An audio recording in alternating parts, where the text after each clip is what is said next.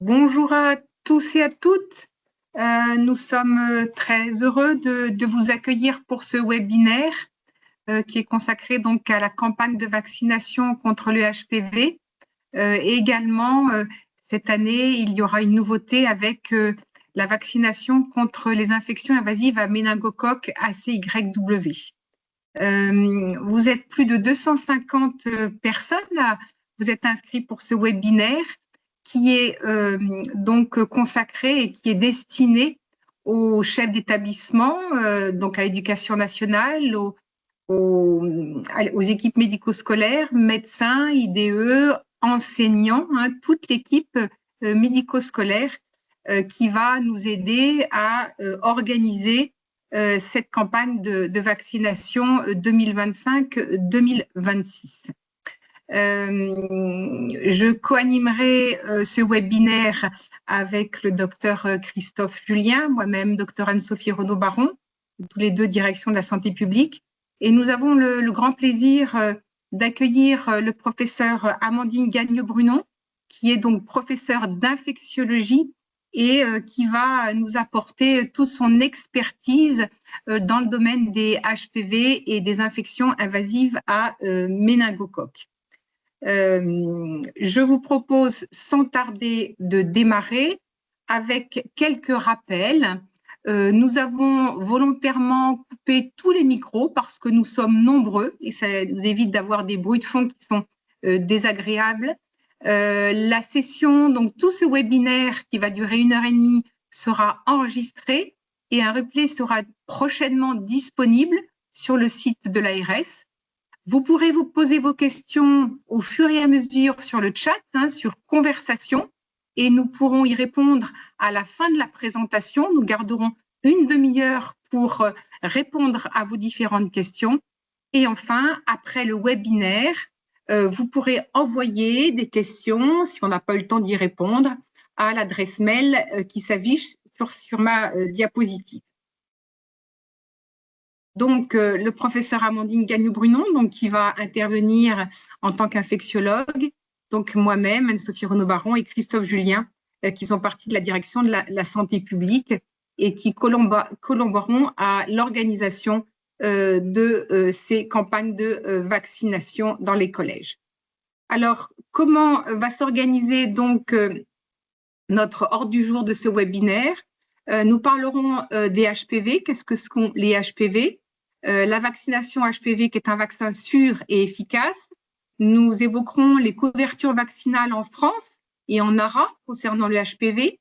Ensuite, le sujet sur les infections invasives à méningocoque et la vaccination concernant spécifiquement la vaccination contre contre le méningocoque ACYW, la sécurité de la vaccination.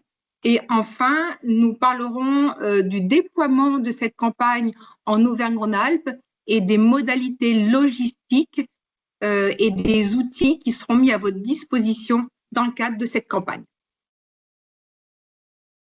Pourquoi vacciner au collège? Nous laisserons la parole au professeur Gagnon-Brunon. Merci Anne-Sophie. Alors, les adolescents, finalement, nos collégiens, c'est un âge un peu charnière pour la question de la vaccination, puisque différents vaccins sont indiqués entre 11, 13 ans et 14 ans, notamment un rappel de vaccins contre la diphtérie, le tétanos, la polio et la coqueluche, mais également la vaccination contre HPV, et on verra pourquoi elle est recommandée à cet âge-là, et la vaccination contre les méningocoques A, C, W et Y, dans la mesure où la plupart des adolescents ont reçu dans l'enfance, et on verra pourquoi, qu'une vaccination contre le méningocoque C. Donc c'est un âge charnière et c'est surtout un âge où finalement ils ne sont pas très consommateurs de soins médicaux parce qu'ils sont globalement en bonne santé. Et je vous rappelle que maintenant il y a de moins en moins besoin de certificats médicaux pour la pratique sportive. Donc finalement les opportunités de rencontre avec un professionnel de santé sont assez limitées chez l'adolescent en bonne santé. Diapo suivante. Alors, quelle vaccination au cours de la campagne cette année? Alors, effectivement, on va repartir sur une nouvelle campagne de vaccination contre les papillomavirus humains avec avec 2 doses de vaccin garde d'asile et qui est étendu sur 2 années scolaires, c'est-à-dire une dose à la première campagne et la dose de rappel à la suivante. Enfin, la vaccination contre les méningocoques A, C, Y, W, qui est utilisée avec un vaccin dit quadrivalent, et une seule dose sera nécessaire. Mais également, on a la possibilité au cours de cette campagne de faire ce qu'on appelle le rattrapage vaccinal, c'est-à-dire de venir apporter les doses de vaccins manquantes aux adolescents qui auraient raté, par exemple, le rappel des 11 ans de diphtérie, tétanos, polio, coqueluche, qui n'auraient pas été vaccinés contre l'hépatite B et qui n'auraient pas été vaccinés contre la rougeole, les oreillons et la rubéole. Je vous rappelle qu'en fait, pour éviter les épidémies de rougeole, il faut avoir un taux de couverture vaccinale de l'ordre de 95%. Donc, c'est important. Diapo suivante. Alors, si on prend les couvertures vaccinales dans notre région Auvergne-Rhône-Alpes pour ces principaux vaccins qui vont être proposés au cours de la campagne de vaccination, chez les adolescentes de 15 ans, on a un taux de couverture vaccinale qui est de l'ordre de 58,8%. Il est en progression depuis 2022, mais malheureusement, il reste en deçà de l'objectif fixé par l'Organisation mondiale de la santé qui est de 80%. Les adolescents de 15 ans, donc les garçons. La vaccination a été recommandée plus récemment chez les garçons pour HPV. Le taux de couverture vaccinale est estimé à 36,5%, avec aussi une progression assez intéressante depuis 2023. Et on voit bien une implémentation progressive de cette vaccination dans cette population. Pour le méningocoque C, 70% des adolescents de 10 à 14 ans avaient reçu un vaccin, mais en fait, ils n'ont reçu que le vaccin, et on reviendra dessus, contre le méningocoque C. C'est pour ça qu'il faut envisager un rappel de vaccination pour élargir la protection vis-à-vis des méningites à méningocoque. Excuse-moi, Amandine, Oui. quelqu'un a écrit qu'il ne voit pas le support de présentation. Alors, est-ce que c'est qu'une seule personne ou est-ce que la majorité des participants voient bien le diaporama?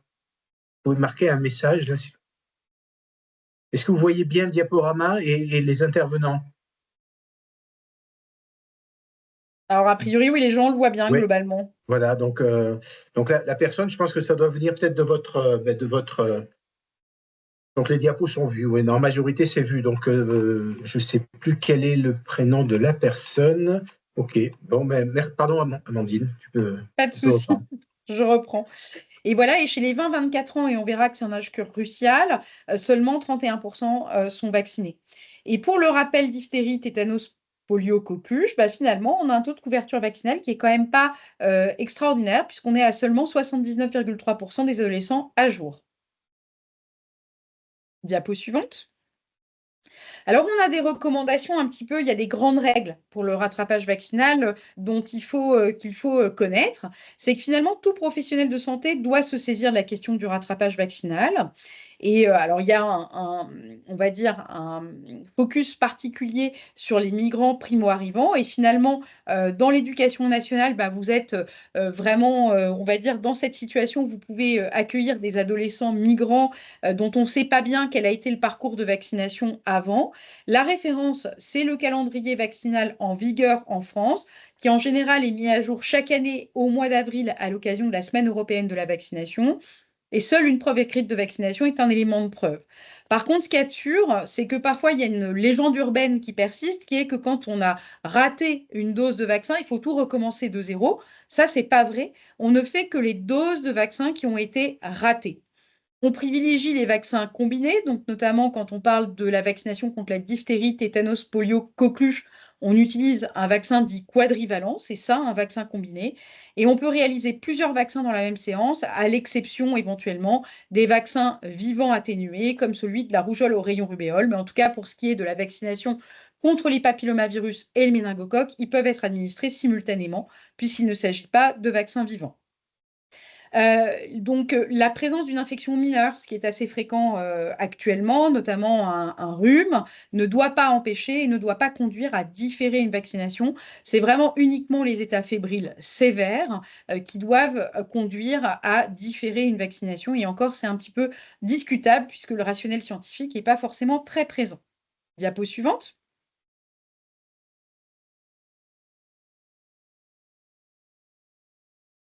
Alors, que sont les HPV? Alors, je répondrai peut-être aux questions dans le chat, j'en vois quelques-unes assez intéressantes dont on répondra peut-être ultérieurement. Alors, les papillomavirus humains sont des virus extrêmement fréquents, puisqu'on peut estimer que 80% de la population rencontrera un papillomavirus humain un jour. C'est hautement transmissible puisqu'effectivement, ça fait partie des virus qui sont sexuellement transmis, mais il n'y a pas forcément besoin d'avoir des rapports sexuels avec pénétration. Uniquement des caresses, c'est une infection muqueuse, suffisent à une contamination. C'est une grande famille de virus avec 200 génotypes différents de HPV, dont certains vont donner les cancers, dont le cancer du col de l'utérus, mais d'autres vont donner les condylomes, c'est-à-dire les verrues génitales. Donc, c'est vraiment une infection plutôt muqueuse. Et la problématique, c'est que ce sont les infections dites persistantes, c'est-à-dire que 80% de la population va croiser un jour un HPV, mais une minorité de cette population-là va développer une infection persistante et donc des anomalies qui vont apparaître plusieurs années après, qui vont être associées à l'augmentation du risque de cancer. Diapo suivante. Alors, en France, globalement, on peut estimer qu'il y a à peu près 100 000 cas par an de verrues génitales ou condylomes. Verrues génitales ou au niveau de la zone anale. Près de 30 000 lésions précancéreuses du col de l'utérus. Et ça, c'est quelque part un problème parce que ces lésions précancéreuses vont nécessiter des thérapeutiques, souvent chez des femmes jeunes. Et cette thérapeutique, c'est la conisation qui va également augmenter les menaces d'accouchement prématuré en réduisant l'imperméabilité du col de l'utérus au fur et à mesure qu'il y a des gestes. Il va y avoir environ 3000 lésions précancéreuses de la vulve, du vagin, de l'anus, environ 3000 cancers du col de l'utérus. Et parmi ces 3000 cancers, enfin, quand on a 3000 cancers du col de l'utérus, il faut imaginer qu'environ le taux de décès est de l'ordre de 30% des cancers du col de l'utérus. Et ce sont des cancers plutôt de la femme jeune, vers 40-45 ans, voire de la femme jeune encore en âge de procréer. Il y a également les cancers ORL qui vont toucher plutôt les hommes. Alors, les cancers ORL, il y en a deux types. Les cancers épidermoïdes qui sont plutôt liés à l'exposition aux toxiques, au tabac. Et on a les cancers, les adénocarcinomes, je veux dire, les cancers épidermoïdes qui, eux, sont liés plutôt à HPV. Et dans les pays notamment d'Europe du Nord, aujourd'hui, la plupart des cancers ORL sont des cancers liés au papillomavirus humain. Enfin, les cancers de l'anus, à ne pas confondre avec le cancer du côlon. Le dépistage systématique du cancer du côlon au-delà de 50 ans ne permet pas de dépister des cancers du canal anal, qui vont concerner les hommes et les femmes, et également les cancers du pénis et les cancers de la vulve. Diapo suivante. Alors effectivement, l'histoire naturelle des infections à HPV, globalement, au début, donc, on va avoir, ce sont des infections qui vont toucher les épithéliums, donc les muqueuses. Au début, les perturbations vont être extrêmement limitées et la muqueuse va rester normale. Il va falloir une dizaine d'années pour que les cellules infectées, entre guillemets, se transforment, dont le génome va être manipulé et vont devenir finalement anormales et prendre ensuite les caractéristiques de lésions cancéreuses. C'est pour ça, quand le moment où on est infecté et le moment où on va développer une pathologie précancéreuse ou cancéreuse, il va pouvoir s'écouler plusieurs années. Diapo suivante. Donc effectivement, au total, HPV est responsable d'environ 6400 cancers par an en France et ça reflète 100% des cancers du col de l'utérus sont liés à HPV.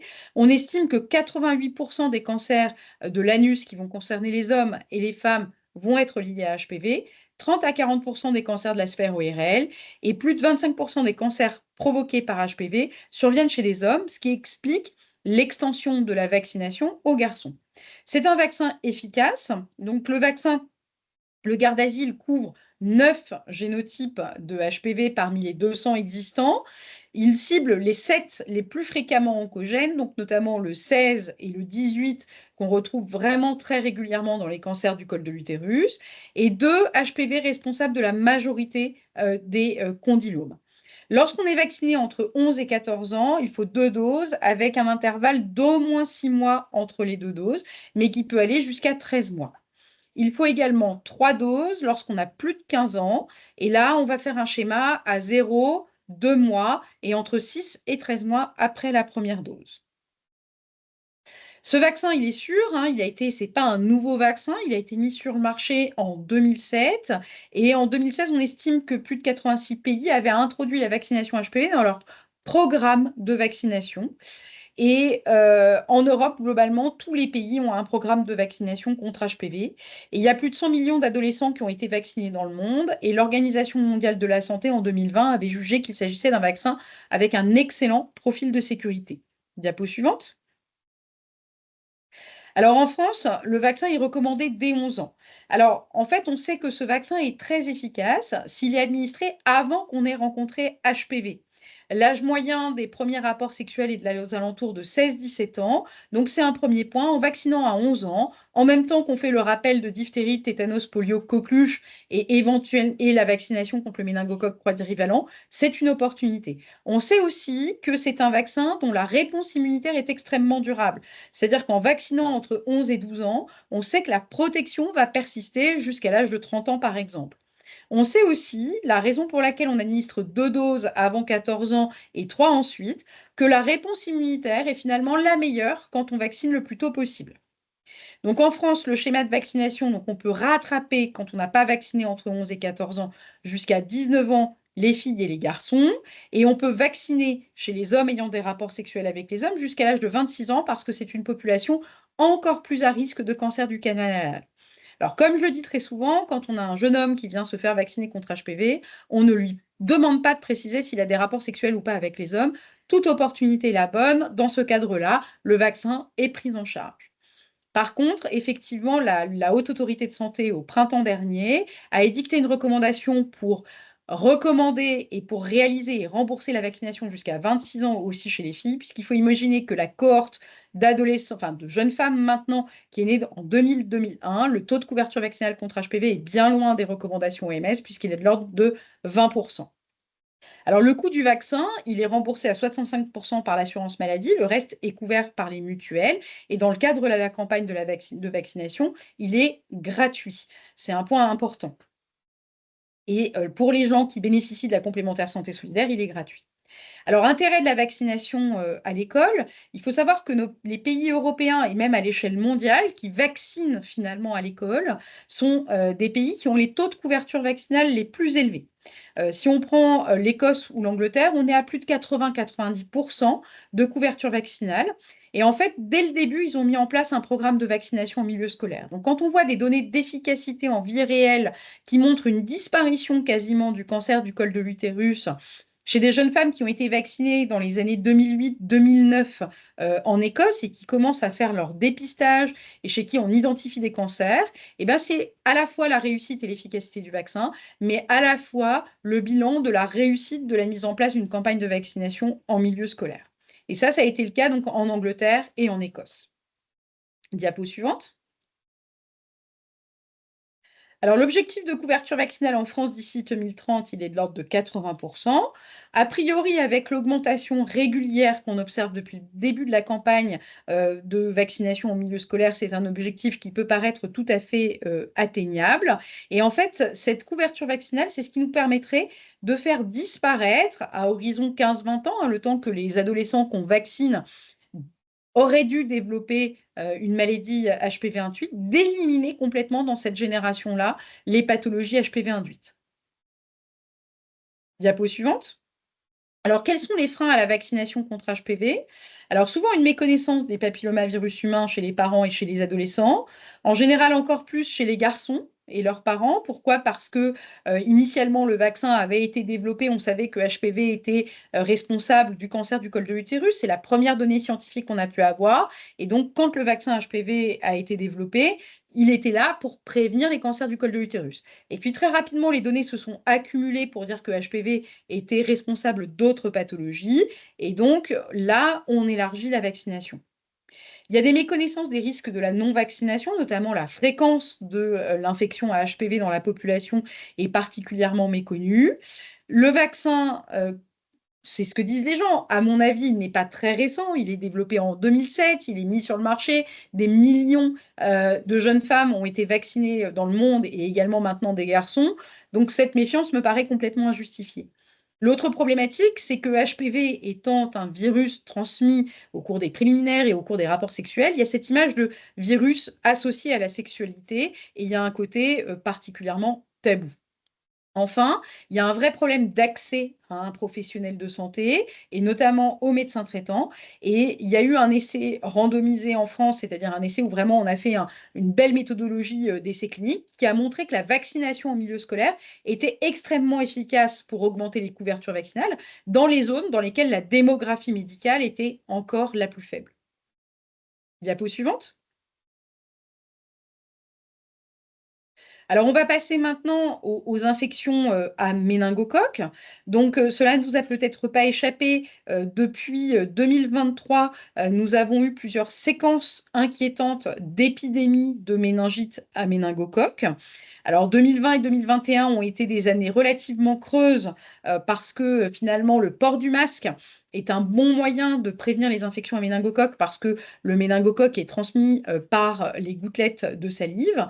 Et ce qu'il faut savoir des infections à méningocoque, c'est que ce sont des infections qui vont toucher beaucoup l'enfant de moins de 5 ans et les jeunes adultes de 15 à 24 ans, avec un taux de mortalité qui va être de l'ordre de 10-11%. Et je ne parle pas du risque de séquelles. Je pense que vous avez tous le souvenir des Jeux olympiques et notamment des Jeux paralympiques, avec plusieurs sportifs de haut niveau paralympique amputés, souvent de plusieurs membres, notamment une escrimeuse italienne ou Théo Curin, alors qu'il n'était pas athlète, cet ancien nageur qui était présentateur plutôt pour les JO paralympiques, qui sont des gens qui ont souffert en fait d'une méningite à méningocoque, compliquée d'une pathologie qu'on appelle le purpura fulminans, et qu'on a dû, pour leur sauver la vie, amputer de plusieurs membres, donc avec un handicap qui est majeur.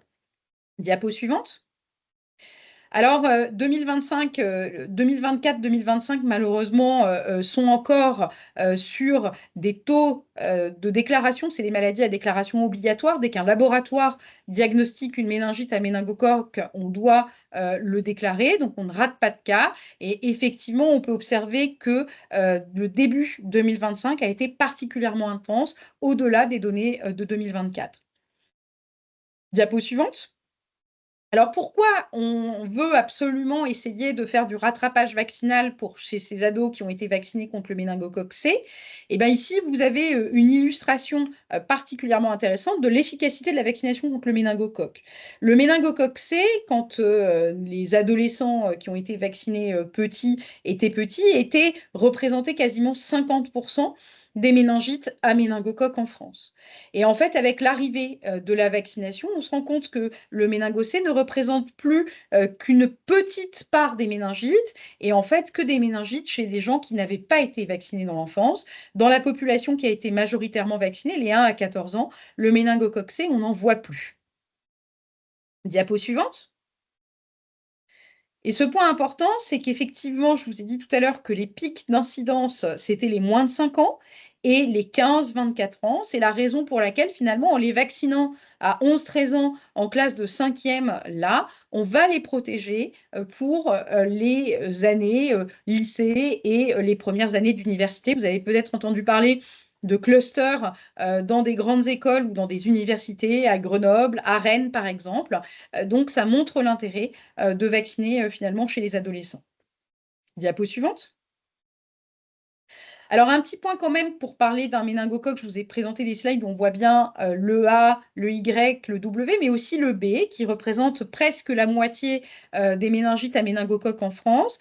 Il n'apparaît pas au calendrier vaccinal, c'est pour ça qu'on ne proposera pas de vaccination contre le méningocoque B au cours de cette campagne de vaccination en milieu scolaire, alors qu'il est obligatoire pour les nourrissons depuis le 1er janvier 2025. Cependant, à savoir quand même que cette campagne pourra être éventuellement l'occasion aussi de sensibiliser les collégiens, puisque cette vaccination est désormais remboursée pour les 15-24 ans. Alors, c'est un petit peu compliqué, je ne reviendrai pas sur les raisons qui font que la vaccination n'est pas encore au calendrier vaccinal, ça pourrait changer. Et il y a eu des campagnes de vaccination contre le méningocoque B dans notre région, compte tenu de plusieurs foyers épidémiques pour éviter la flambée des cas. Donc, globalement, nous recommandons fortement cette vaccination et cette vaccination doit être réalisée avec 2 doses de vaccin. Alors, un point sur la sécurité de la vaccination. Diapo suivante. Alors, il faut savoir qu'il peut y avoir des événements indésirables après la vaccination. tous ne sont pas des effets indésirables de la vaccination. Il y a notamment des coïncidences qui sont des liens de temporalité et pas forcément de causalité. Néanmoins, ces coïncidences, même si on subodore que ce sont des coïncidences, à mon avis, elles doivent systématiquement faire l'objet d'un signalement, de telle façon à ce qu'on investigue. Ce que je dis souvent, c'est que si j'ai un accident de trottinette électrique après m'être fait vacciner, a priori, ça n'est pas lié au vaccin. Néanmoins, personne ne sait si je n'ai pas fait un petit malaise ou j'ai manqué de vigilance en ayant pris ma trottinette électrique après. Donc, il vaut mieux que je le déclare afin qu'il y ait potentiellement une enquête et qu'on s'assure qu'il n'y ait pas plus d'accidents de trottinette électrique chez les gens vaccinés que les gens non vaccinés. Dans les événements indésirables, il y a des événements qui sont directement liés aux produits. Donc, notamment, c'est ce qu'on observe comme réaction avec les vaccins vivants atténués. Ni le vaccin contre le méningocoque, ni le vaccin contre le papillomavirus humain ne sont des vaccins vivants atténués. Donc, ça, vous ne devriez pas l'avoir. Parfois, il peut y avoir des défauts de qualité du produit. C'est rarissime, mais ça nécessite qu'on déclare et que notamment le professionnel qui va vacciner s'assure que l'aspect du vaccin au moment où on va l'administrer soit le bon. Il y a des erreurs liées à des administrations, à des erreurs d'administration, notamment un vaccin lorsqu'il n'est pas administré par voie intramusculaire mais par voie sous-cutanée, c'est en général beaucoup plus douloureux que lorsque c'est par voie intramusculaire. Et puis, ce que vous allez pouvoir voir au collège, parce que malheureusement, c'est un peu l'âge des malaises vagos, c'est les réactions liées à l'anxiété et la peur de la vaccination. Donc, c'est pour ça qu'il faut essayer d'avoir une ambiance sympa au cours de ces séances de vaccination. Diapo suivante. Alors, globalement, il y a très peu de contre-indications à la vaccination. Ces contre-indications sont essentiellement les allergies aux substances actives ou aux composants du vaccin. En cas de maladie aiguë avec fièvre importante, j'aurais pu le rajouter, on peut différer la vaccination, mais voilà, le rhume, en tout cas, n'est pas une contre-indication à la vaccination. Les événements indésirables, on considère qu'ils sont très fréquents quand ils dépassent 10 cas sur 100 vaccinés. Donc, ça va être essentiellement le tableau de douleur, de rougeur, de gonflement au point d'injection. Fréquent, c'est 1 à 10 cas pour 100 vaccinés. Ça va être la fièvre, les douleurs musculaires ou articulaires qui vont en général durer 24 heures après la vaccination. C'est ce qu'on appelle la réactogénicité. C'est le réveil de notre système immunitaire. Et les malaises sont des événements indésirables rares. Par contre, en tout cas, bien entendu, il faut systématiquement signaler et tout professionnel de santé, le patient lui-même ou tout professionnel qui a connaissance d'un événement indésirable post-vaccination doit le rapporter sur la plateforme signalement-santé.gouv.fr. Diapo suivante. Alors, un point important quand même, il y a certains malaises qui sont des malaises particulièrement graves, qui sont les réactions qui sont rarissimes, mais qui sont les réactions d'allergie. Et finalement, ces réactions d'allergie, les chocs anaphylactiques, ressemblent à des malaises vagaux puisque la personne vaccinée va perdre connaissance. Donc, le malaise vagal peut survenir avant, pendant, après la vaccination. L'anaphylaxie, c'est un tableau très soudain. Les gens ne le voient pas venir, à la différence du malaise vagal où généralement ils ont un peu la tête qui tourne avant et se disent « je me sens pas bien ». L'anaphylaxie, c'est vraiment très soudain et c'est au maximum dans les 30 minutes qui suivent la vaccination. Au-delà de 30 minutes, il n'y a quasiment pas de problème de réaction allergique qui sont, je le répète, extrêmement rares. La progression est rapide. L'état de conscience dans les deux, il y a une perte de conscience. Dans un malaise vagal, notre système nerveux autonome est donc stimulé et donc il y a une bradypnée qui s'installe. Le patient va respirer très lentement, alors que c'est l'inverse. Dans une anaphylaxie, là, il va respirer de plus en plus vite, de manière réflexe, et va avoir aussi des difficultés respiratoires avec une respiration particulièrement sifflante.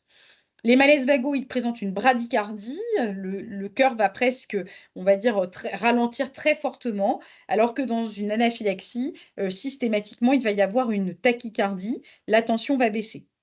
Dans le malaise vagal, le patient est pâle, alors qu'à l'inverse, il est tout rouge dans l'anaphylaxie.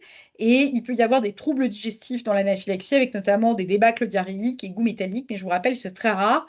Et les équipes de vaccination sont équipées du matériel pour faire une injection d'adrénaline. Et derrière, il faudra appeler le 15, alors que dans un malaise vagal, ce sera d'allonger le patient, surélever les jambes et attendre que ça passe. Diapo suivante.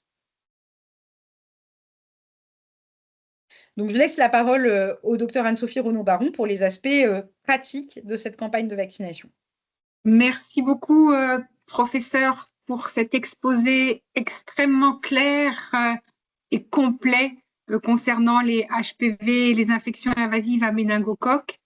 Donc, après ce volet scientifique, en lien avec le docteur Christophe Julien, je vais vous évoquer comment vont se dérouler cette année les campagnes dans les collèges, donc à partir de janvier 2026. Sophie, je dis juste un mot, Anne-Sophie, excuse-moi. Bon, déjà, merci beaucoup, professeur Gagnon-Brunon. On a des questions dans le chat, on les traitera donc après la présentation du docteur Renaud Baron. Donc, on a noté vos questions, donc on les abordera juste après l'intervention. Merci Christophe. Avant de voir comment va se dérouler la prochaine campagne, 2025-2026, on va revenir sur la campagne qui vient de se terminer en juin 2025, sachant qu'on n'est pas en mesure à ce jour de vous transmettre le bilan, l'évaluation de cette année scolaire. Elle est en cours de consolidation, à la fois au niveau de l'ARS, mais également au niveau de Santé publique France.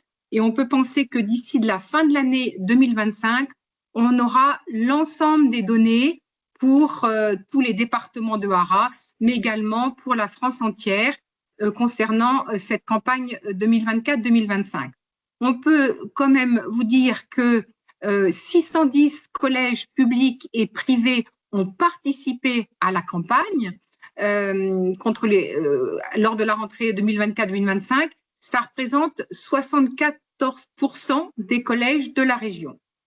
Dans ce cadre, 10 292 doses de vaccins contre les HPV ont été administrées, sachant que ça se décompose en 9 562 premières doses de HPV et 730 deuxièmes doses. Donc, vous voyez que, il n'y a pas eu autant de deuxième doses que de premières doses. Mais potentiellement et probablement, les collégiens qui ont dû recevoir une deuxième dose en dehors du collège et probablement auprès de leur médecin traitant ou auprès d'un pharmacien, puisque vous savez que depuis août 2023, désormais, les pharmaciens peuvent vacciner, bien sûr, mais aussi prescrire des vaccins sous réserve, bien sûr, qu'ils aient bénéficié d'une formation spécifique. Un petit complément encore pour ce bilan 2024-2025. On a vacciné une légère majorité de garçons, 53% par rapport aux filles qui ont reçu une première dose. Cette progression vers une parité vaccinale entre les deux sexes se confirme dans l'ensemble des départements avec de légères différences par rapport à la moyenne régionale. Sur l'Isère et le Rhône, où la proportion de garçons vaccinés est encore plus marquée. Pour l'Isère, 54% de garçons vaccinés, pour le Rhône, 57%. Et en Ardèche, à l'inverse, on a une proportion de filles qui est légèrement plus importante. Enfin, vous savez qu'en complément de la vaccination HPV, il était également possible de bénéficier de vaccins dans le cadre du rattrapage vaccinal, donc vaccin diphtérie, tétanos, poliocoqueluche, vaccin rougeole, oreillon, rubéole, vaccin déjà méningocoque ACYW, donc va être généralisé pour cette prochaine campagne, enfin le vaccin hépatite B. Et vous voyez que pour 5 départements sur les 12 de Hara, il a représentant à lui seul 903 des 1230 doses de vaccins administrés, toutes catégories confondues. Donc ça, ce sont les vaccins qui ont été faits en complément de la vaccination HPV, mais c'est essentiellement le vaccin diphtérie, tétanos, poliocoqueluche, donc en majorité, qui a été donc le plus fréquemment administré en complément de la vaccination HPV. Alors, si on revient à notre vaccination en collège, pourquoi une vaccination en milieu scolaire? Je vous rappelle que les débuts de cette vaccination font suite à une visite de notre président Macron en février 2023 dans un collège de Nouvelle-Aquitaine, où c'est à ce moment-là qu'il a décidé de généraliser la vaccination en HPV dans tous les collèges, parce qu'entre 11 et 14 ans, c'est une période clé de la vaccination des adolescents. les rappels de diphtérie, tétanos, polocoqueluche, méningocoque ACYW, qui est désormais recommandé. Hein, donc, le professeur Amandine Gagnon-Brugnon vous l'a bien rappelé tout à l'heure. Et enfin, le HPV, donc dans cette tranche de 11-14 ans. En proposant une vaccination en milieu scolaire, on facilite l'accès à la vaccination pour tous les collégiens. D'abord, en complément, il y a une gratuité du vaccin et d'autre part, c'est une démarche simplifiée pour les parents. Il n'y a pas de prise de rendez-vous auprès d'un médecin traitant, pas besoin d'aller dans une officine auprès d'un pharmacien, pas de vaccin à aller acheter, à conserver dans un réfrigérateur. Il y a simplement une autorisation parentale à signer. Tous ces arguments tendent bien sûr et convergent pour une réduction des inégalités de santé.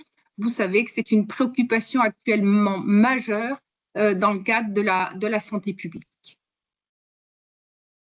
Alors, cette nouvelle campagne 2025-2026, eh bien, elle a été officialisée dans le cadre d'une instruction interministérielle que nous avons reçue début juillet 2025, où, en complément de la vaccination HPV, eh bien, il est demandé désormais de faire cette vaccination contre les infections invasives à méningocoque ACYW.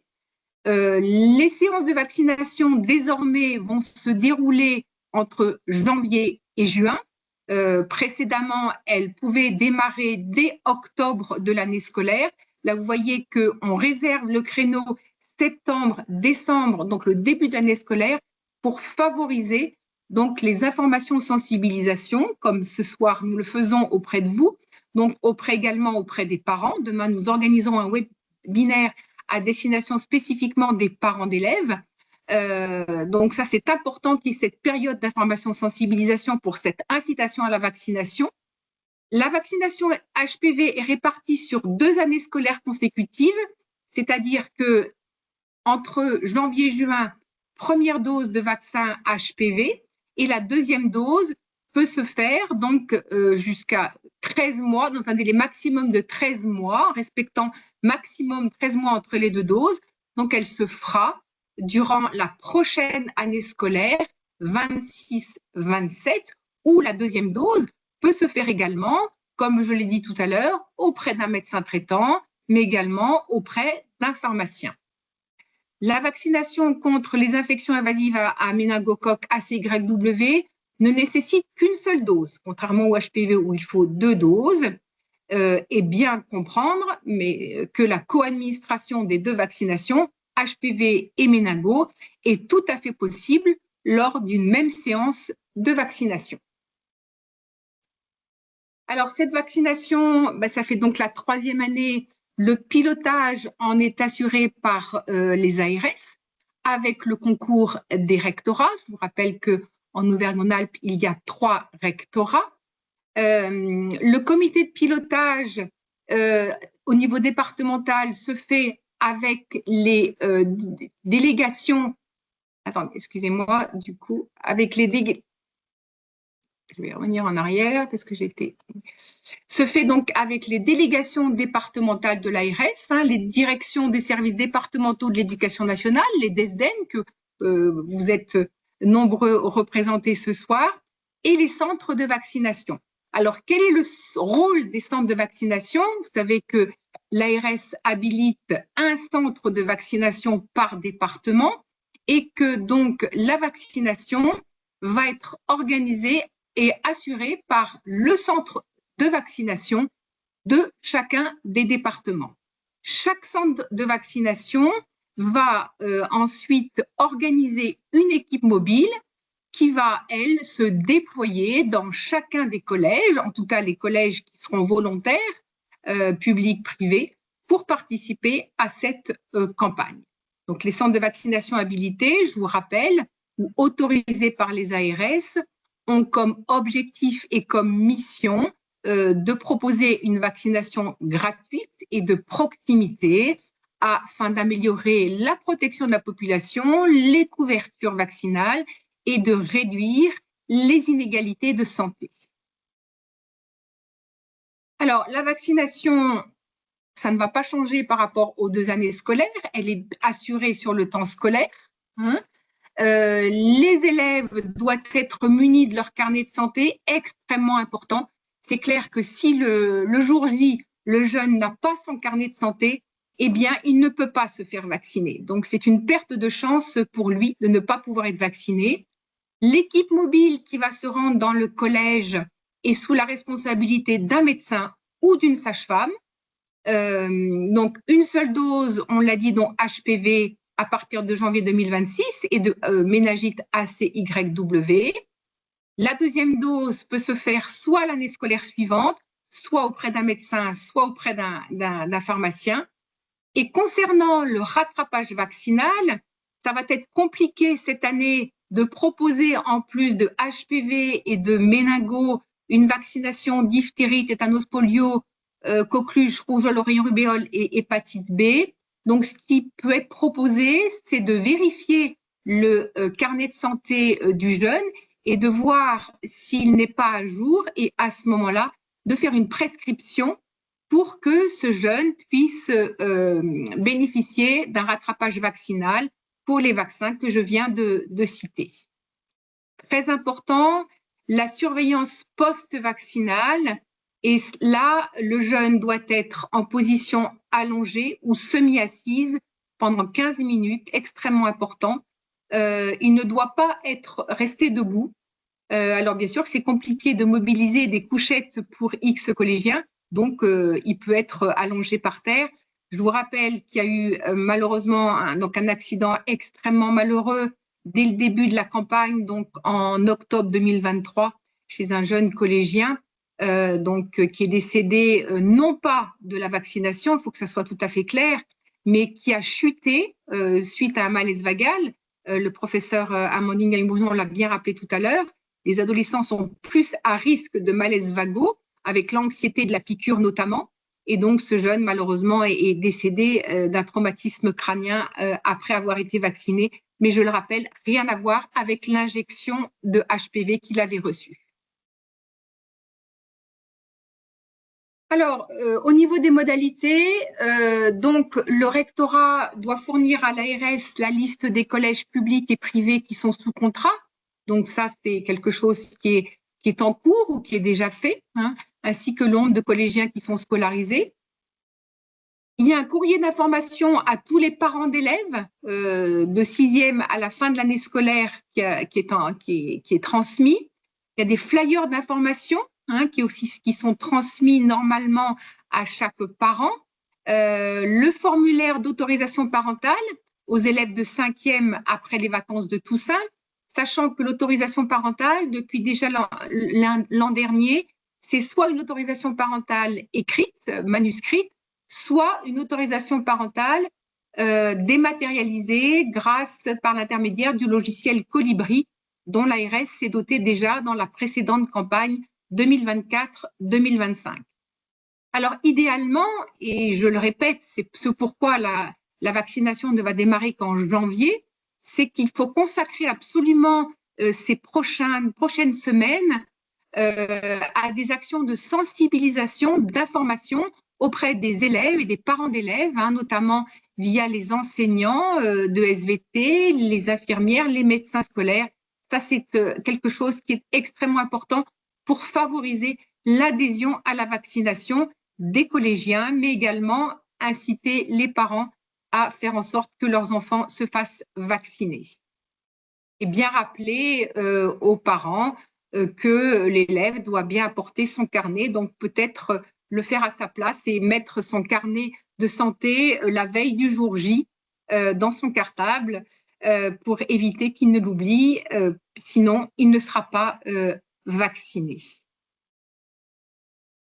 Alors, on a un certain nombre d'outils qui sont proposés. Alors, on a toujours les outils de l'INCa concernant la vaccination contre les HPV, donc qui sont extrêmement bien faits. Donc ça, je vous invite à aller sur le site de l'INCa. Également, sur notre site, nous avons aussi tous les outils que vous pouvez utiliser. Nous avons une vidéo pédagogique sur la vaccination contre les HPV également. Donc, pour les parents, il y a des dépliants spécifiques concernant les HPV. Il y a une infographie dynamique pour mieux comprendre les HPV. Et puis, il y aura probablement une campagne de médias nationale en fin d'année ou en début d'année scolaire, en début d'année lorsque la campagne va démarrer pour l'ensemble des collégiens. Pour les enfants, il y a un journal d'information qui s'appelle Tout savoir sur la vaccination contre les HPV et un espace spécial enfant. Je comprends les cancers et je m'en protège. Concernant les méningites, alors c'est le terme plus courant qu'on utilise. En fait, il faut bien parler d'infection invasive à méningocoque. Vous savez qu'il y a une multitude de méningites, virales, bactériennes. Là, il s'agit bien d'une méningite bactérienne liée au ACYW. Vous avez aussi des outils qui sont très bien faits, donc par Vaccination Info Service, également par Santé publique France. Donc ce flyer, méningite et septicémie à méningocoque, les 5 bonnes raisons de se faire vacciner, disponible également donc sur le site de Santé publique France. Voilà donc le complément de cet outil, les 5 bonnes raisons de se faire vacciner. Un repère pour votre pratique, vaccination contre les infections à méningocoque, qui est paru en août 2025. L'affiche mémo recommandation vaccinale, également produit et transmis par Santé publique France.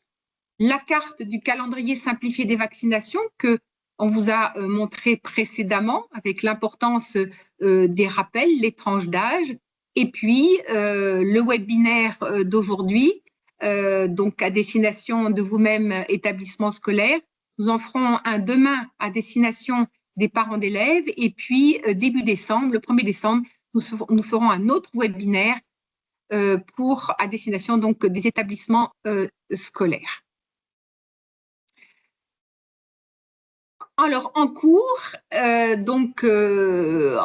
ce moment, donc, il y a une campagne digitale qui est en cours, qui devrait se terminer le 12 octobre, et notamment qui implique des sportifs et des témoignages. Théo Curin, donc Amandine nous en a bien parlé tout à l'heure, qui est donc, il a contracté la méningite à l'âge de 6 ans, amputé des 4 membres. Et donc c'est un jeune qui a 25 ans, qui est désormais animateur TV, qui est ancien nageur paraolympique, et donc qui est un ambassadeur de cette maladie avec une vidéo témoignage que vous pouvez consulter. Et qui sont disponibles sur l'ensemble des réseaux sociaux. Vous trouvez ces vidéos concernant le témoignage très courageux de Théo Curin sur l'ensemble des réseaux sociaux. Voilà, je crois qu'on arrive à la fin de notre présentation. Donc, vous avez la possibilité d'envoyer des questions si on n'a pas le temps d'y répondre dans la demi-heure qui va suivre. Donc à l'adresse internet de l'ARS qui s'affiche. Vous avez des compléments d'information également sur notre site. Également donc des informations sur l'INCa, l'Institut national du cancer, notamment pour toutes les informations concernant les HPV. Et concernant les infections invasives à méningocoque, on vous invite à consulter le site internet de Santé publique France. Voilà. Donc, nous en avons terminé avec cette présentation. Je vais arrêter le partage et nous allons pouvoir maintenant répondre à vos différentes questions qui ont dû s'inscrire sur le chat. Donc, on va laisser la parole au professeur Gagnon-Brunon. Oui, Amandine? Je voulais réagir à l'une des questions importantes, je ne l'ai pas dit dans la présentation, pour les enfants qui auraient reçu, que vous n'ayez pas l'impression d'avoir échoué si certains enfants ont reçu une dose au collège et que finalement ils ne sont pas revaccinés ailleurs et d'avoir l'impression de le faire pour rien parce qu'ils n'auront pas la 2e ou la 3e dose. Il y a des données très récentes, enfin assez récentes, qui montrent qu'une dose, c'est déjà très efficace. Donc, ce que je veux dire, c'est que tous les efforts que vous faites pour vacciner au collège ne sont pas anéantis parce que les parents auront oublié de faire la deuxième ou la troisième dose, voire même parfois les adolescents ont changé d'avis et ne se laissent plus vacciner. Donc voilà, ce que je veux vous dire, c'est que déjà, au maximum, on aura vacciné le plus grand nombre d'adolescents au moins une fois contre HPV. On sera déjà très bien. Merci beaucoup. Donc, il y a des questions que j'ai notées, donc je vais les transmettre. Donc, nous sommes 118 participants, ce qui est très bien pour un webinaire. J'ai une première question pour le professeur Gagnon-Brunon. C'est Béatrice Collomb qui a écrit dans le courriel. Donc, c'est le cas d'un enfant qui a eu sa première dose de vaccin HPV l'année dernière, qui va avoir sa seconde dose cette année. Et elle voulait savoir si la date de cette seconde injection était importante. Alors, effectivement, normalement, la deuxième dose doit être administrée entre 6 et 13 mois après la première. Mais comme je vous le disais tout à l'heure, un des grands principes en rattrapage vaccinal, c'est qu'on ne fait que les doses manquées. Un enfant qui a été vacciné avant l'âge de 14 ans avec sa première dose, si on se rend compte à l'âge de 16 qu'il n'a pas eu la deuxième, on peut lui faire sa deuxième dose à ce moment-là et on n'en fera que 2. Ce qui est important pour le schéma vaccinal, c'est vraiment l'âge auquel on a commencé la première vaccination. Et comme je le disais il y a 2 minutes, une dose, c'est déjà très bien. Donc, tous les efforts que vous faites pour la campagne de vaccination-là payent déjà si on arrive à avoir 80% de taux de couverture vaccinale, une dose chez nos adolescents, on serait au top. Il y a d'ailleurs des pays comme le Royaume-Uni, alors qui ont un taux de couverture vaccinale en population qui est très important et depuis longtemps, qui sont en train de switcher à des schémas à une dose. Mais ça marche dans les pays, parce que j'en ai pas trop parlé, pour la vaccination HPV, et c'est pareil pour la vaccination méningocoque, il y a un phénomène d'immunité de groupe. Lorsqu'on dépasse certains taux de couverture vaccinale, on va protéger et on va vraiment réduire la circulation du virus. Donc, au Royaume-Uni, ils ont un taux de couverture vaccinale qui est très important depuis longtemps. Et donc, résultat, ils ont une énorme immunité de groupe. Donc, ils peuvent commencer à revenir un petit peu sur le dépistage systématique et également à, on va dire, venir à un schéma à une dose plutôt qu'à 2 ou 3 doses en fonction de l'âge. Donc là, j'ai des questions. Donc, c'est un peu dans le même sens. Donc, de Madame Claire Saez, de Madame Hélène Bruno et de Monsieur ou Madame Jonkling. Donc, ils voulaient savoir donc si le webinaire allait être de nouveau disponible. Donc, il y aura bien un replay de ce webinaire sur le site internet de l'ARS. Il ne sera pas en ligne dès demain, puisque la com doit le mettre en forme. Donc, mais vous serez informés. Donc, vous aurez accès à ce webinaire en ligne sur le site internet de l'ARS. Et pour les personnes, parce que il y a une question, une personne qui m'a fait remarquer qu'elle n'avait pas reçu l'invitation à ce webinaire. Donc, il va y avoir 2 nouveaux webinaires début décembre. Un destiné donc aux professionnels de l'éducation nationale et un autre destiné aux parents d'élèves et aux associations de parents d'élèves. Donc, j'essaie de retrouver le nom de la personne qui m'a signalé ça.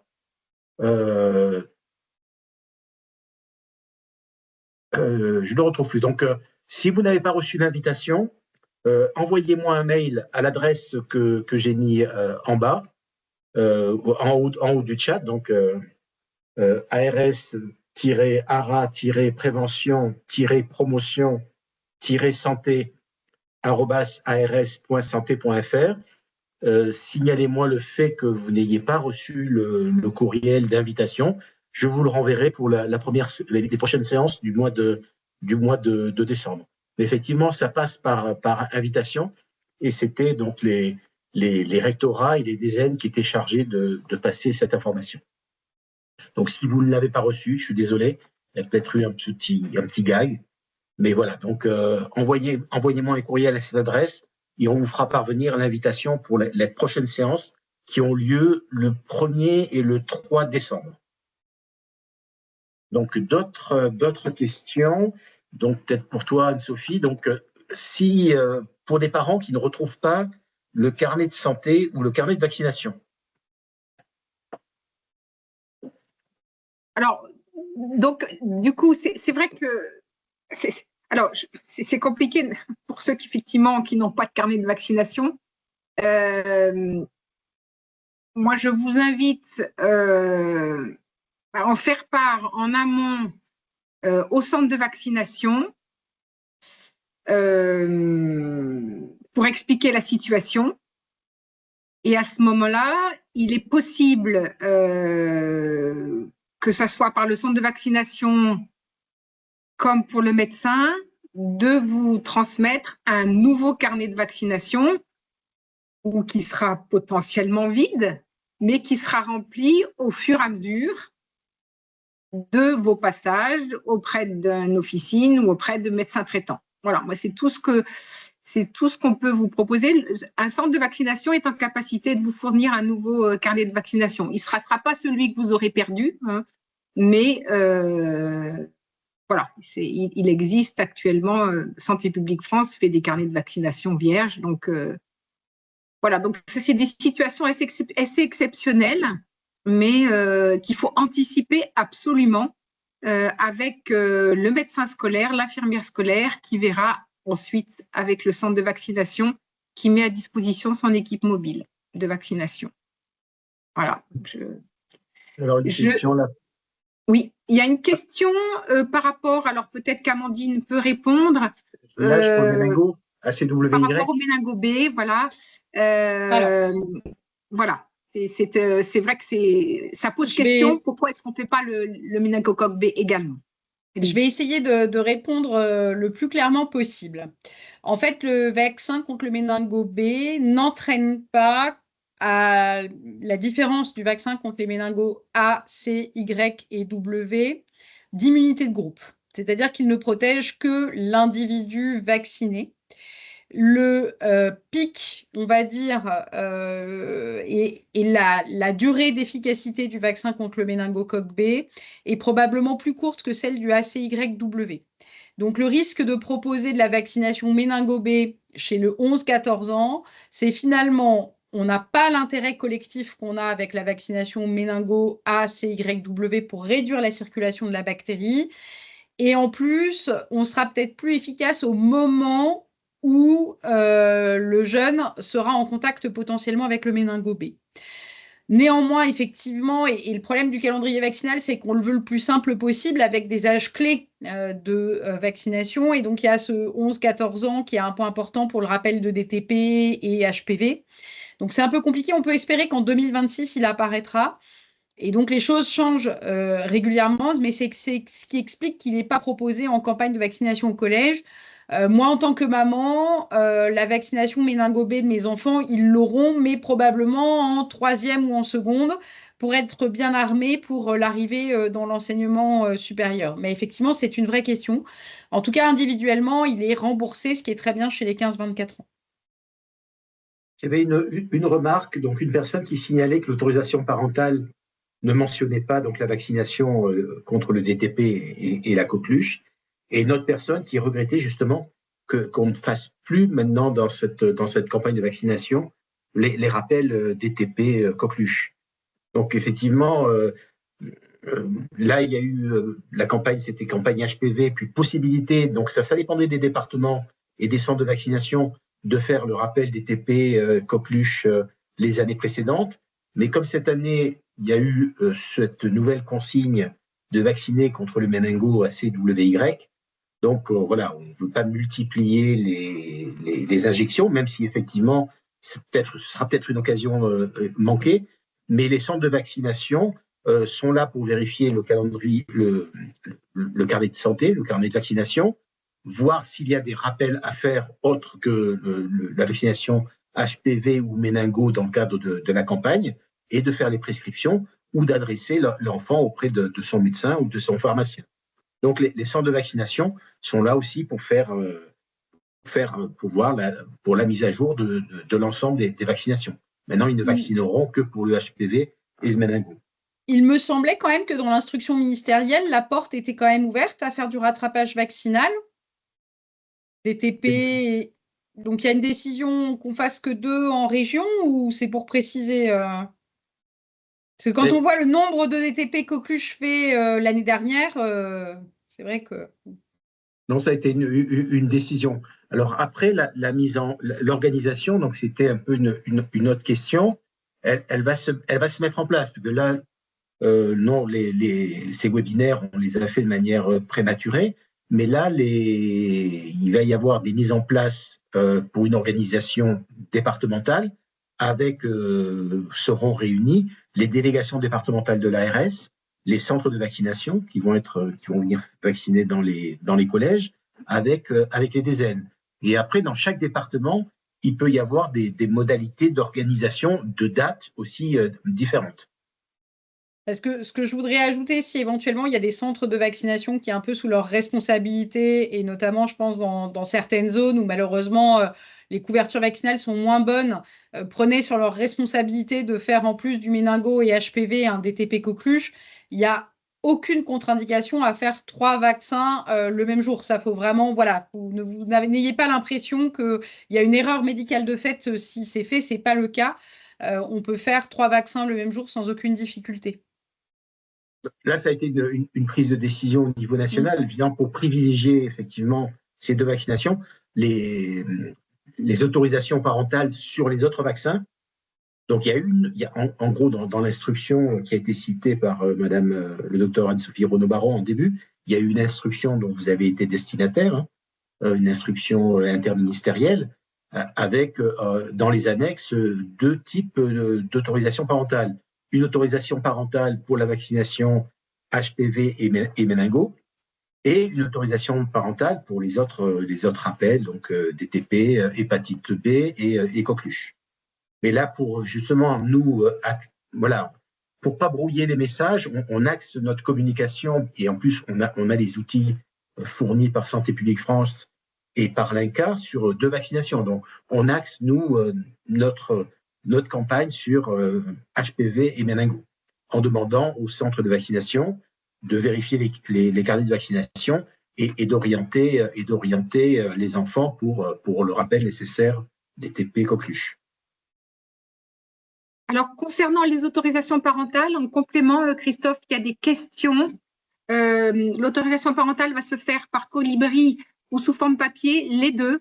On garde donc le formulaire papier pour ceux qui n'ont pas accès à l'outil Internet, mais également, il y aura la possibilité d'avoir accès, grâce à Colibri, à l'autorisation parentale sous forme dématérialisée. Donc, il y a... c'est mixte. Voilà, c'est quelqu'un qui répond dans le chat. Alors, concernant, faut-il avoir l'autorisation parentale des 2 parents? Doit-elle signée par les 2 parents?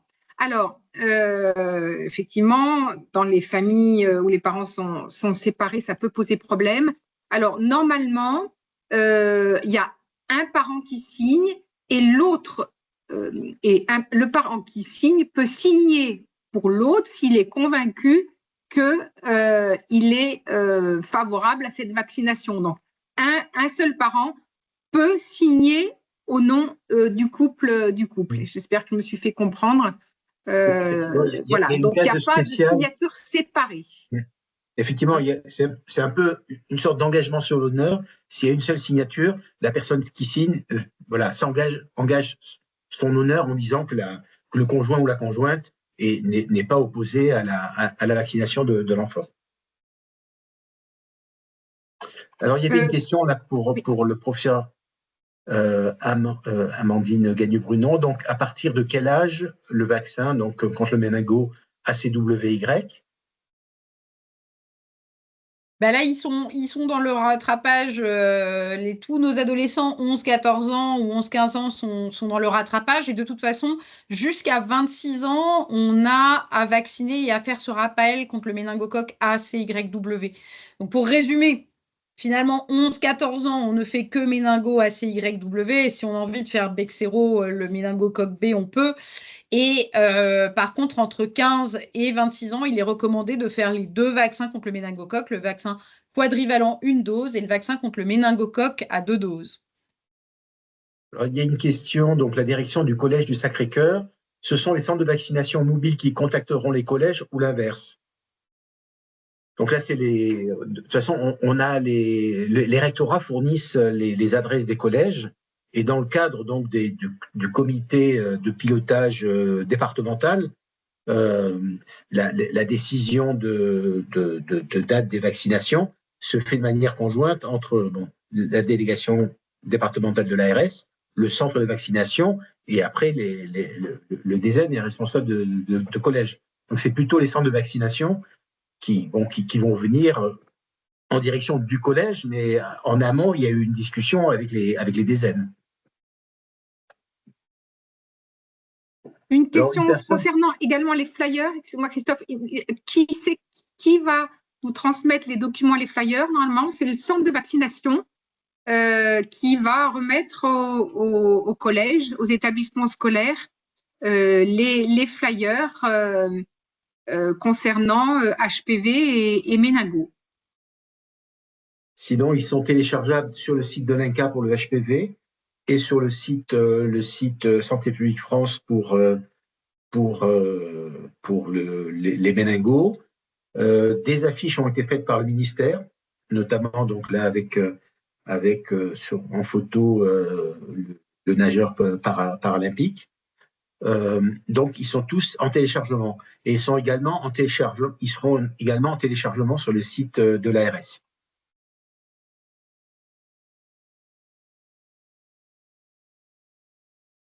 Concernant les courriers, normalement, oui, vous devriez recevoir les courriers avec les autorisations, donc après les vacances de Toussaint. Voilà, concernant les courriers, donc le courrier, il y a un courrier d'information et les autorisations parentales. Donc nous avons une information que les rectorats les ont adressés. Alors je vais peut-être me mélanger, donc il me semble pour Lyon, pour laquelle le rectorat de Lyon, c'est parti hier. Il me semble qu'aujourd'hui, c'était pour le rectorat de Clermont-Ferrand. Et on n'a pas encore eu de réponse pour le rectorat de Grenoble. En tout cas, ils viennent de partir maintenant. Ah, d'accord. Donc, Madame Hutin précise que pour le 38, c'est fait. Donc, voilà.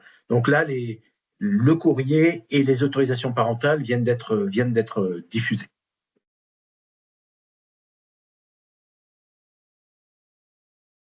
On essaie de rebalayer vos questions sur le chat.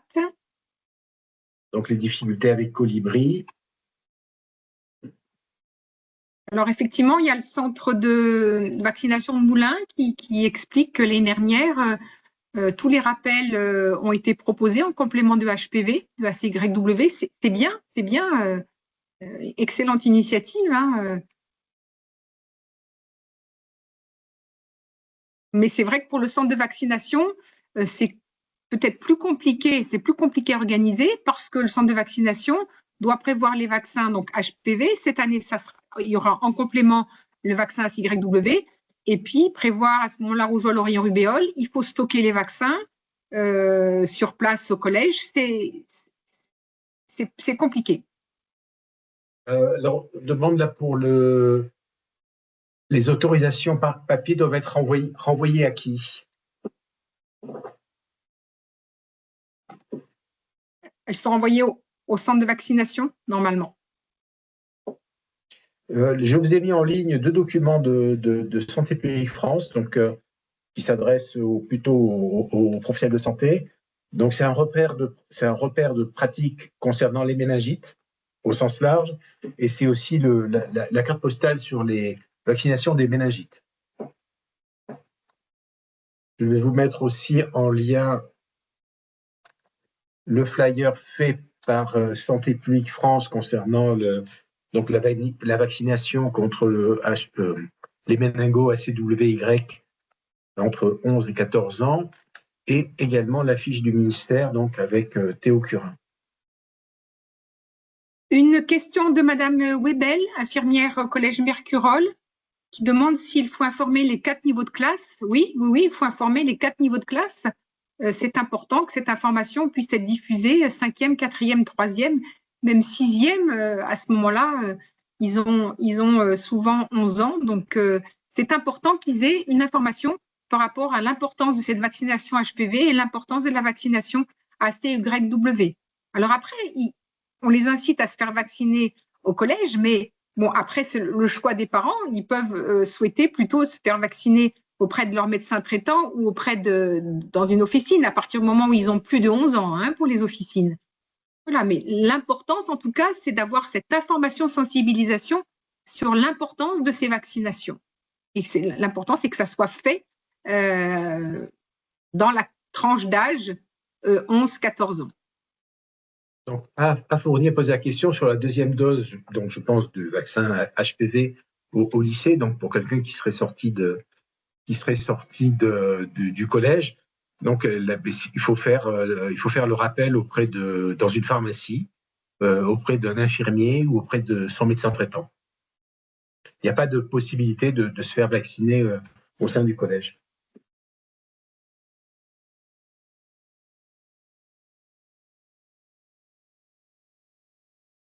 On regarde un peu le chat pour savoir si on a bien répondu à toutes les questions. En tout cas, la majorité. Les autorisations parentales, donc voilà, ça ne concerne pas que les élèves de 5e. Là, puisque les vaccinations sont sur une tranche d'âge. Rappelez-vous, la toute première année, c'était donc il y a 2 ans, la première campagne, c'était une vaccination sur une seule année, avec la première injection du vaccin HPV à la rentrée scolaire, donc à l'automne, et le rappel qui était fait au printemps, quoi, juste avant les vacances scolaires. Donc c'était compliqué, et là il a été décidé dès l'année dernière de faire une seule campagne de vaccination dans l'année, avec le rappel l'année suivante. Donc si le petit est vacciné en 5e, le rappel il se fera en 4e. Une dernière question, sur le chat, on doit donner les autorisations parentales à tous les niveaux? Oui, pas seulement les 5e, puisqu'on cible les 11-14 ans, donc on cible plusieurs niveaux. On ne veut plus, comme la première campagne, uniquement cibler les classes de 5e. Hein. D'ailleurs, nous-mêmes, en Auvergne-Rhône-Alpes, donc la deuxième campagne 24-25, on était sur cette tranche d'âge de 11-14 ans et on ne s'était pas limité aux classes de 5e. Qui récupère les autorisations sur Colibri? Normalement, c'est le centre de vaccination qui les récupère.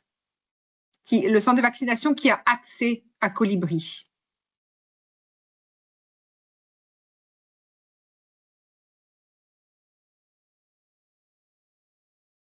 Alors, si un élève de 6e n'a pas ses 11 ans, il ne pourra pas être vacciné. Normalement, non.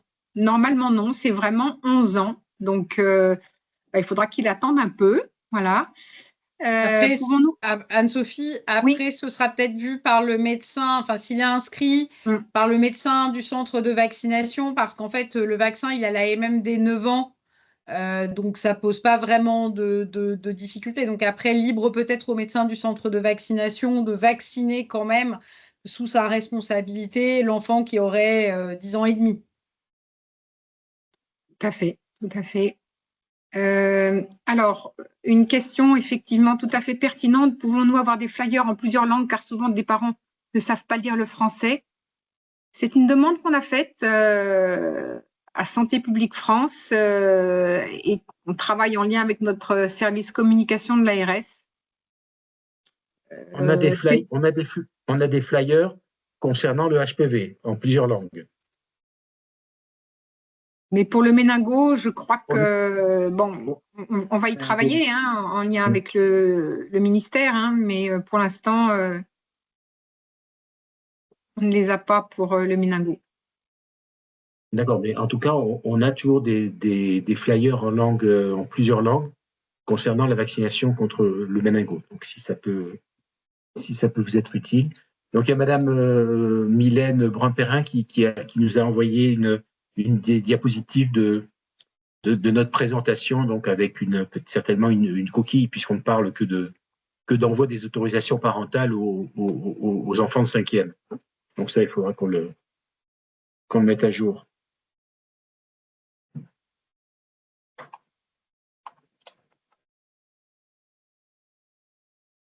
Donc, on essaie de voir encore s'il y a des questions auxquelles on n'aurait pas répondu.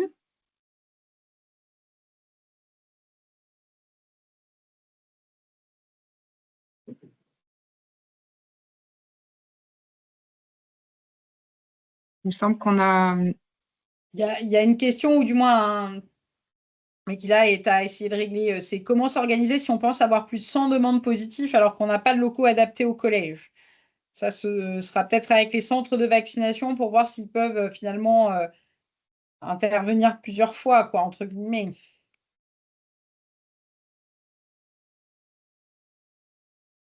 Oui, après, c'est un problème d'organisation, effectivement, de logistique, hein, le faire en plusieurs fois. Si vous voulez, ce pourquoi on a souhaité qu'il n'y ait qu'une seule injection durant l'année scolaire, c'était pour éviter de mobiliser à plusieurs reprises les équipes mobiles de vaccination.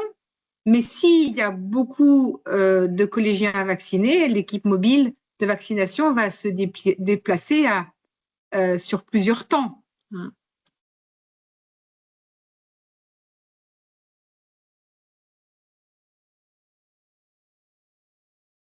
Mais il me semble qu'on a fait le tour.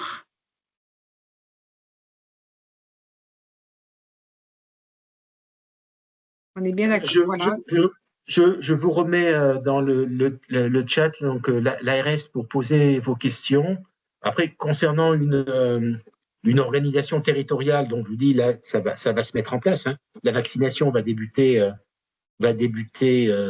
après la rentrée des vacances d'hiver.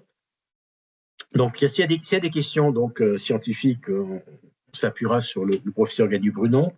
S'il y a des questions spécifiques à votre département, on le transférera à la délégation. Mais donc, notez cette adresse mail et faites-nous parvenir vos questions.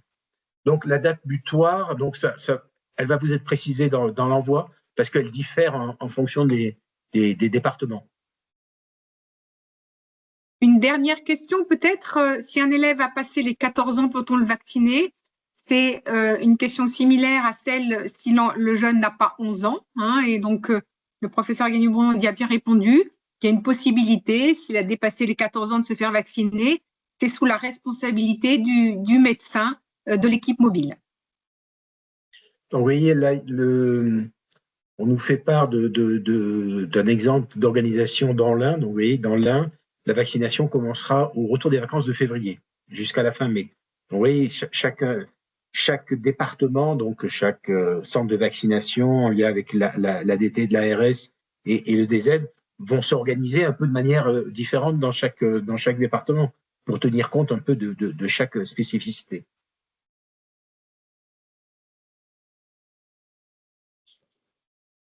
Bien, ben peut-être que donc il est 19h22. On avait donc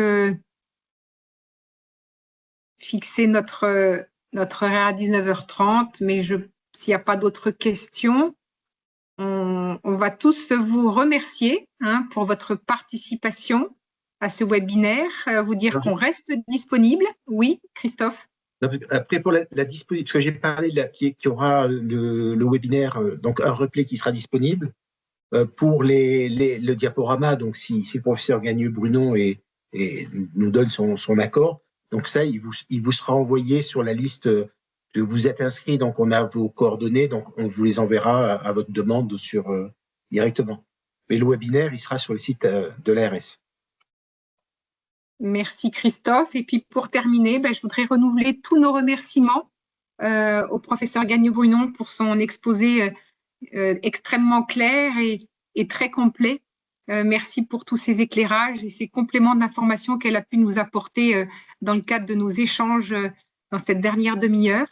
Voilà, écoutez, on va se quitter, clôturer ce webinaire et vous remercier tous. Et merci beaucoup. Vous souhaitez une bonne campagne, une bonne organisation, sachant qu'on reste à votre disposition. Bonne soirée à tous. Bonne soirée. Bonsoir merci à tous, beaucoup. on se déconnecte. Merci.